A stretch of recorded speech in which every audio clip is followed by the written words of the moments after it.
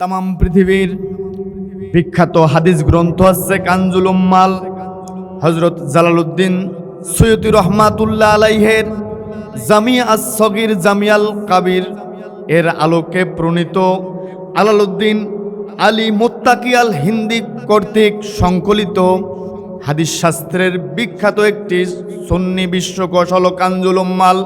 সেখানে উল্লেখ আছে হযরত আনাস রাদিয়াল্লাহু আনহু তিনি বলেন, রাসূল পাক সাল্লাল্লাহু আলাইহি ওয়াসাল্লাম কোনো একদিন আমাদের সঙ্গে বসেছিলেন।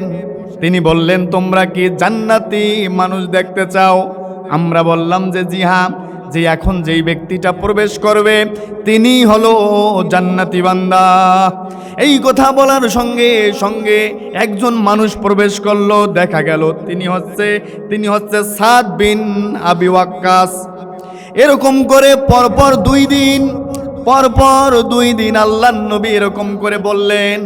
পরপর 2 দিন সেইখানেও দেখা গেল এই জান্নাতি মানুষটা হচ্ছে সাদ বিন আবি ওয়াক্কাস। হযরতে আব্দুল্লাহ ইবনে আমর ইবনে আস রাদিয়াল্লাহু আনহু তিনি অবাক হয়ে গেলেন। এই লোকটা কি এমন কাজ করে, কি এমন উত্তম ইবাদত করে যার কারণে পরপর 3 দিন তাকে নির্দেশ করে, তাকে উদ্দেশ্য করে জান্নাতি সাহাবী বলা হলো। ঘটনা কি? আব্দুল্লাহ ইবনে আমর ইবনে আস রাদিয়াল্লাহু আনহু তিনি কিছু একটা বাহানা করে এই সাহাবীর বাসায় তিনি 3 দিন 3 রাতের জন্য মেহমানদারি নিলেন, মেহমান হয়ে গেলেন। 3 দিন তাকে ভালো করে তিনি দেখলেন কেমন উত্তম কাজ করে, উত্তম আমল করে। 3 দিন থাকার পরে দেখলেন যে এই সাহাবী তেমন কোনো উত্তম আমল করে না, তেমন কোনো উত্তম ইবাদত করে না, তেমন কোনো অতিরিক্ত কোনো নফল নামাজ নফল ইবাদত করে না। 3 দিন অবস্থান করার পরে তিনি তাকে জিজ্ঞাসা করলেন, হতভম্ব হয়ে গেলেন। তিনি যখন উত্তম কোনো আমল খুঁজে না পেলেন তখন তাকে বললেন যে ভাই, আল্লাহর নবী আপনাকে জান্নাতি সাহাবী হিসেবে ঘোষণা দিয়েছে, তাই আমি দেখতে এসেছিলাম কি এমন উত্তম আমল তুমি করো, কোন আমলের কারণে এত বড় মর্যাদা আল্লাহ তোমাকে দিয়েছে।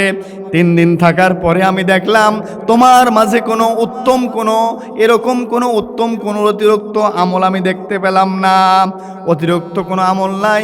কিন্তু কোন কারণে আল্লাহ তোমাকে এত বড় মর্যাদা দিয়েছে তুমি আমাকে একটু বলো।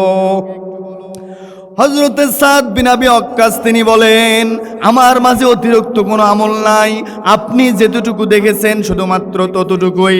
তবে একটি জিনিস অতিরিক্ত আমি করি, সেটা হচ্ছে আমি কারো প্রতি কোনো রকমের হিংসা বিদ্বেষ করি না।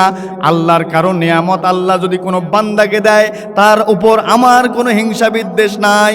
আর আমি যখন প্রতিদিন রাতের বেলা ঘুমাই, ঘুমানোর আগে আমি সবাইকে ক্ষমা করে দিয়ে আমি সবাইকে মাফ করে ঘুমিয়ে যাই। হযরতে আব্দুল্লাহ ইবনে আমর ইবনে আস রাদিয়াল্লাহু আনহু বলেন, হে আমার ভাই, আল্লাহর নবীর সাহাবী, শুধু এই একটি কারণে আল্লাহ তোমাকে এত বড় জান্নাতি মানুষ বানিয়ে দিয়েছে। সুবহানাল্লাহ। আজকে আমাদের জীবনে অনেক ইবাদত অনেক আমল, কিন্তু হিংসা করার কারণে মানুষকে ক্ষমা না করে দেওয়ার কারণে আমরা আজকে জান্নাতি পাওয়ার কোনো গ্যারান্টি পেলাম না।